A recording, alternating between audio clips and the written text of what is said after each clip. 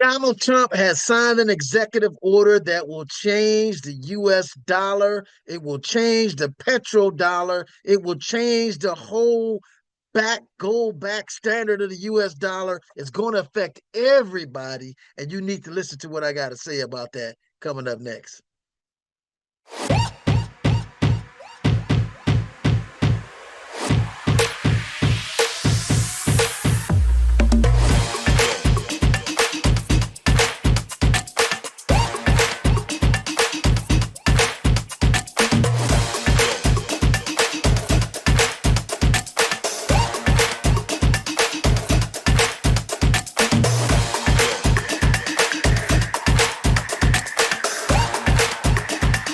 What's going on, you guys? I'm back. This is Eric Brent, EB Crypto, and my channel is Family Cash Machine. Follow the money. Well, I got tongue twisted there. Blah blah blah.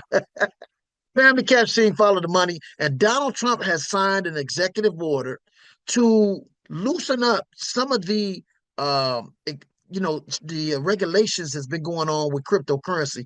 Ever since I've been in this industry, all the administrations have been vehemently against digital decentralized currencies, which is something that gives value to the people. It helps to redistribute the wealth to the masses of the people. And you don't have to be a broker. You don't have to have millions of dollars to get involved. You can come in with tens, 20, $30 and make a tremendous amount of money if you know what you're doing or if you got the right group of people. But back to Donald Trump, I'm wondering why he did this. Like this, no president has ever been friendly in the cryptocurrency industry. So I'm going to read to you guys exactly the executive order that he signed and some of the reasons why I think he did that. So let's go into it right now. Let me go ahead and share my screen with you guys, and we're going to go into detail about how and why Mr. Trump, who has done a lot of things that has just continued to surprise people around the world. Now, here's the facts. The executive order that Donald Trump signed in United States established a digital financial technology because basically Bitcoin started in the United States. I don't even know why we've been attacking it when it started here, and these other countries are leading us and are leading the charge in this innovative technology that is like no other financial asset ever in the history of the financial world. We should be leading that. And that's what Donald Trump was saying. So he's ensuring the leadership in the digital financial technology.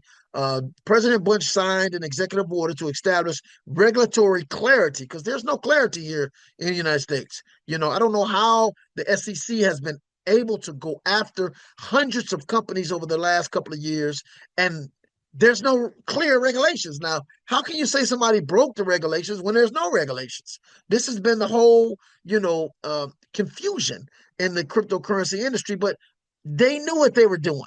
They did that by intent because, if there's no rules and then you're coming down and shutting me down, that was intentional. They did that intentionally because they felt that the cryptocurrency presents a direct threat to Wall Street, and it does. But now they're seeing where they can actually cooperate Wall Street with cryptocurrency. So now, okay, let's loosen up the regulations, and also they see cryptocurrency and digital currencies, decentralized currencies have actually superseded and excelled and outperformed all of the assets on the planet. So of course they want a piece of that. Okay, so they want to get more clarity in this industry, the do's and don'ts. The executive order establishes the presidential working group on a digital asset markets and strengthens the U.S. leadership in the digital financial world. The working group will be tasked with developing a federal regulatory framework governing digital assets, including stablecoins, and evaluating the creation of the strategic national digital assets. The working group will be chaired by the White House AI and crypto czar and include the Secretary of Treasury and the Securities Exchange Commission and heads of the relevant departments and agencies. The White House AI czar and crypto czar will engage leading experts in digital assets and digital markets and ensure that the assets of the working group are informed by expertise beyond the federal government. I'm gonna stop right there. Now check this out, you guys. First of all, you guys got to get more informed about this industry because no government can really regulate crypto. It's decentralized. They still don't get it.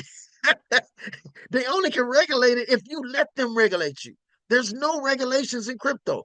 It is decentralized, meaning there's no servers. Nobody can cut off the server. It's networks upon networks connected, and people connected with their phone. As long as you got a device, a phone, or internet, you have a computer, any device can connect to the ledger. The ledger, the total ledger of Bitcoin is available to any and everybody. The entire ledger from the first transaction all the way to today. Every transaction is transparent, is confirmed, is visible. It's same as Ethereum, the same as Binance. This is how decentralized networks work. Any and everybody has access to all of the ledger. Now, the beautiful thing about it, nobody knows who's who. Nobody knows how to pinpoint who is actually who. So it provides for the users an anonymity, which is great because if you can transact to anyone in the world at any time without permission from any bank, that's a lot of power. If you can have 100 million, 200 million, 300 million, and nobody in the world can tax you and exploit you or confiscate your funds, that's a lot of power. This is what crypto was made for. Don't fall into this illusion that they can regulate it. If you allow yourself to be regulated, then you're going to be regulated. But this is an industry that nobody can control. Now, let me just read this one more article on why I think he might have done that. Because everybody want a piece of this fat cow. Everybody want to smack this fat cow on the butt.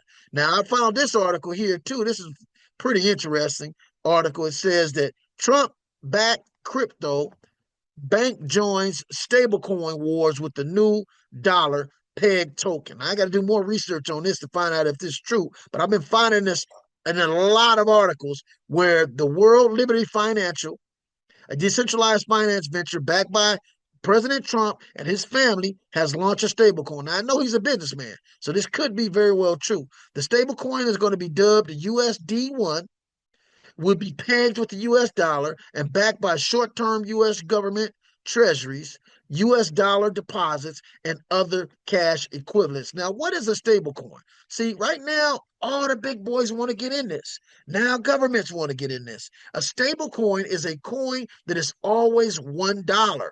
Now, what's going to make that coin always $1? It has to be backed by something. Usually. And so they want to back it with US treasuries. They want to get into the cryptocurrency industry because the stablecoin industry has increased over 46% in the last few years. There's a lot of stablecoins. Binance got a stablecoin. Ethereum got a stablecoin. Who else got a stablecoin? Cardano has a stable. Solana has a stablecoin. Postchain has a stablecoin. A stablecoin is a coin where, let's say, if you have bought a specific coin and that coin went up in value and you've earned $300, $400, $1,000, and you don't want volatility, you don't want the coin to go back down, so you want to lock in your value. Well, you'll switch that coin to a stable coin. Each blockchain has one. Most blockchains have them. So let's say, for instance, you're trading Ethereum and you made $300 or $400 with Ethereum coin, and you don't want the coin to go back down in value. Well, you'll exchange that into a stable coin so you can save that value. That's pretty much what a stable coin is. But that might be why he signed an executive order, because the last two administrations have been really going after cryptocurrency and really damaging this industry and giving these other countries a lead up on this industry and missing out on a lot of money. So they want to get in for the money. They all want to get a piece of this fat cow and smack this fat cow on the butt, and everybody wanted to be a part of this. But at the end of the day, this is for the people, by the people, of the people. The particular individual that solidified Bitcoin is named Satoshi Nakamoto. We don't know if that's his real name. He stayed anonymous, and it's for reasons He stayed anonymous, very dangerous reasons. Governments might have killed him, might have incarcerated him, because he is disrupting the whole currency industry, period. The banking industry, the government control of currencies. He's disrupting all of that by creating a peer to peer transaction, decentralized, that's controlled by buying and selling and not controlled by interest rates, not controlled by gross domestic product, not controlled by recessions, not controlled by depressions, not controlled by inflation. It's actually a deflationary currency that has a set amount of tokens. Every cryptocurrency has that. And every cryptocurrency is open source. You can see the code.